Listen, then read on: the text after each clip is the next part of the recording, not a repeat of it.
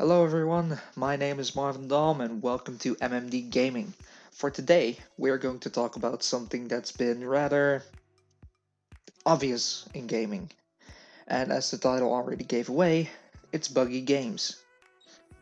Over the last few years, games have seemed to be buggier than they used to be. Cyberpunk 2077 had a rocky release. Empire of Sin has had plenty of issues. Fallout 76 had a disaster of a launch. WWE 2K20 has been the most universally hated wrestling game in the community. And you might think, why are games getting so buggy lately? Some blame ambition, others blame passion or greed. I blame game size.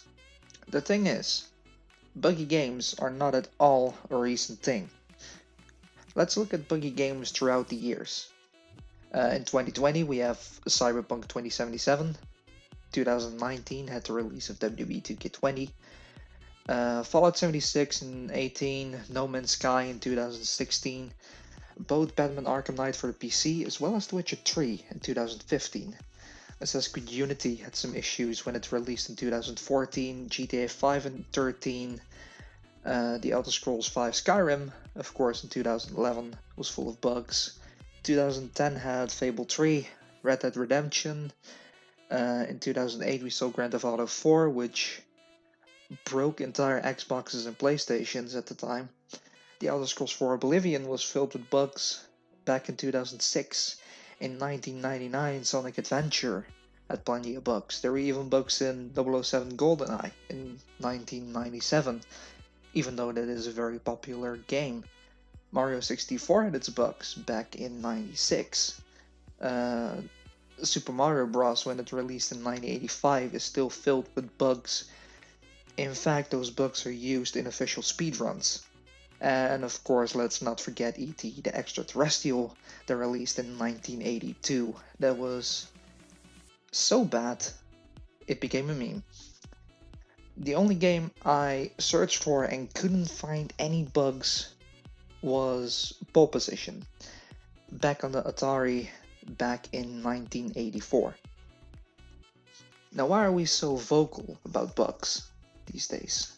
Well, internet wasn't publicly open to worldwide audiences until 1991, and it took at least a few more years to have forums, blogs, and well, things like YouTube. After that, we started, but as games weren't so buggy, we weren't as vocal as a community. Now the question is, why are games buggier than they were in the past? To answer that, we need to ask the question, what are bugs? Very simple. A bug is a piece of computer or program that is not functional at all, misfunctional, or partially dysfunctional. So basically anything when it comes to coding or computers that just doesn't really does what it's supposed to do. So just trying to be sensible, the more data a program has, the more room there is for errors, or bugs in our case. Now if we look at a PC download for Pole Position, it's a total of 12.22 kilobytes. GoldenEye on the N64 was a total of 12 megabytes. GTA 4 needed 16 gigabytes, where Cyberpunk has a download size of 71.73 gigabytes. This means that Cyberpunk is a total of 6,120 times as large as GoldenEye, and GoldenEye had bugs. So why shouldn't Cyberpunk? Now with this video I'm not trying to say just suck it up or you're overreacting. Everyone is allowed to love a game or hate a game, and bugs can definitely be a part of why you hate a game.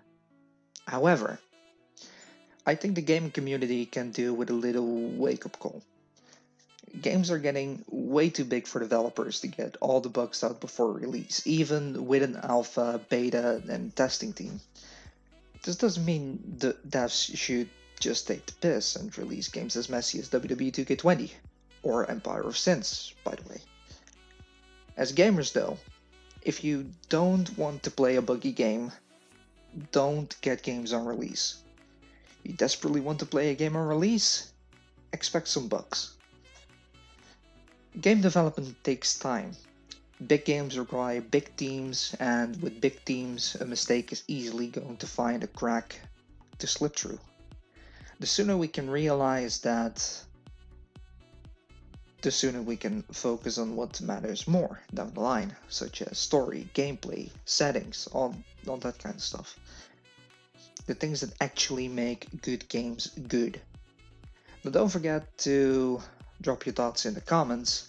I'm always happy to go and have a healthy discussion if you disagree, and I think many people will.